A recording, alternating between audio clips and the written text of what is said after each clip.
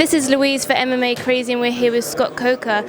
Scott, great press conference here in London. Obviously your first time to the UK, but you have had a successful event last week in Italy. Can you just talk about the success of that event? I'll tell you, Italy was a show that we partnered with Carlo Di Blasi from Octagon, and he has a very successful kickboxing program, and we brought over the cage and the MMA side too. So it was kind of a dynamite show where you saw half kickboxing and half MMA, and it was fantastic. It was well received. Fights were good, and I think they had close to 14,000 people. So it was a big success, and we'll get the TV ratings I think tomorrow. Okay. So I'm keeping my fingers crossed. And obviously your first time to the UK for an event at the O2 in July. So how successfully are you predicting this event? I mean, you know what? The genesis of this show was a year ago. We were in the Mohegan Sun in Connecticut doing a fight called the British Invasion, and I love that name, by the way. But it was Liam McGarry, Paul Daley, MVP, and Linton Vassell fighting some of the top American guys. And honestly, the British guys really, kind of wiped the table of the USA guys. And I said, wow, there's a lot of talent over there. And the more I looked over here, the more talent I saw. And it made me go to Channel 5 and made me go to, actually started with Spike USA with Kevin Kay. I said, we really got to go to London and we got to do something big because we got the guys, we got the fighters to do it. And Viacom, which owns Spike TV, which owns Bellator, also owns Channel 5, owns Spike UK. Viacom's a worldwide property. This event's shown in 150 countries around the world. It's becoming a global brand, and when you think of the worldwide marketplace, London is right there. It's like number one, right? So we decided to come here, and we're going to put a lot of resources behind it.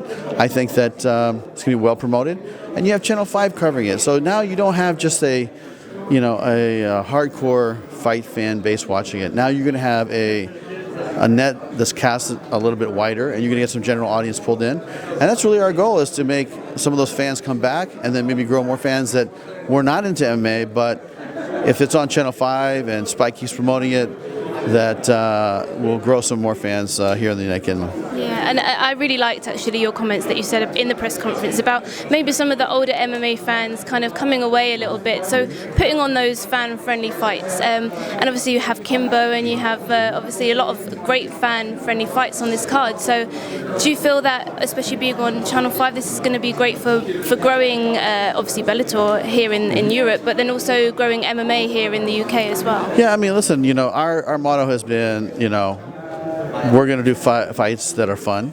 Sometimes we'll do legendary fights, sometimes. But I would say if you look at 80% of our, or 90% of our fights are all mostly for the hardcore fight fans.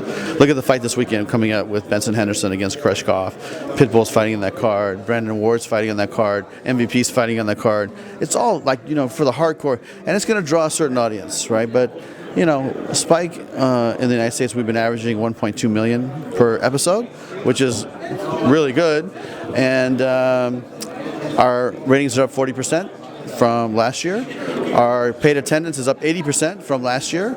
So we're on a very good trajectory. And let's face it, I mean, when you have Viacom supporting you, you have Spike TV supporting you, you have Channel 5 supporting you, you have all these great fighters, it just made so much sense to come here and start our inaugural tentpole, fight operations here in London. And so you said about touching, I think, 6 international events. Is that within 2016? Yes. So we already did Italy, London, which would be the biggest one, and then we'll do Tel Aviv, Israel, and then we have 3 more, and a couple of them in Central America and South America, and one is in Asia. So that's who we're talking to right now. So you mentioned about France as well, being at the end of the year. Yeah, so at the end of the year, France doesn't do MMA yet, but they can do kickboxing. Yeah. So we're going to throw a big event in France at some point under the Bellator kickboxing banner. Mm-hmm. And what about Ireland? Obviously, Ireland is there's a massive market there for MMA. Is that maybe a market that you might look to go to? You know what? I'll tell you, we like to go where our TV partners are. Right, so for instance, people say, "Well, how did you get to Tel Aviv? Why are you going to?" or it's because we have a broadcast partner, Ego Total, that airs Bellator live in Israel every event. Ratings are really good, and they reached out and said, hey, we want you to come here and throw a fight. So it's our television partners around the world pulling us in, and we tend to go, we're going to try to go to those markets first. And obviously we've got some great cards, great fights on this card. But we've also got some free agency that was, going on. We've got Matt Mitrione now, obviously, that's recently signed to Bellator. Is there any fight in the works for him? Yes, and he's going to announce it this Friday on Spike TV in the United States. I can't tell you who it is, but he is booked, he is signed, and he'll be fighting in the next 3 months or so. And then another person, obviously, Will Brooks. It's been reported that he's got 2 fights left on his contract. Is that correct? Well, I can't talk to you about how many fights or his contract status. But listen, we have a lot of respect for Will, and we look forward to seeing him back in action soon. And obviously he's been somewhat negative sometimes towards Bellator.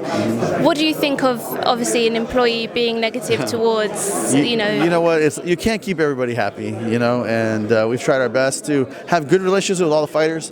And normally we get along with everybody, but, it's from time to time, you're going to have people that feel in a different way, and that's just how it is. That's business. So if fighters want to do just business, then we can do just business as well.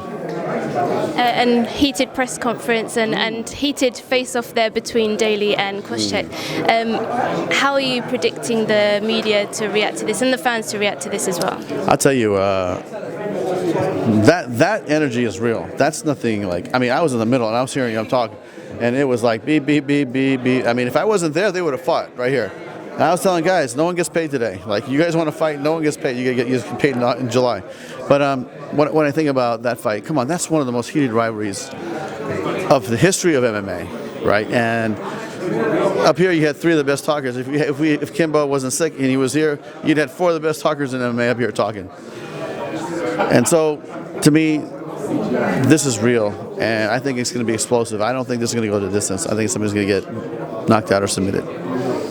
Well, thank you for taking time out to talk to us. We look forward to coming over and seeing this in July.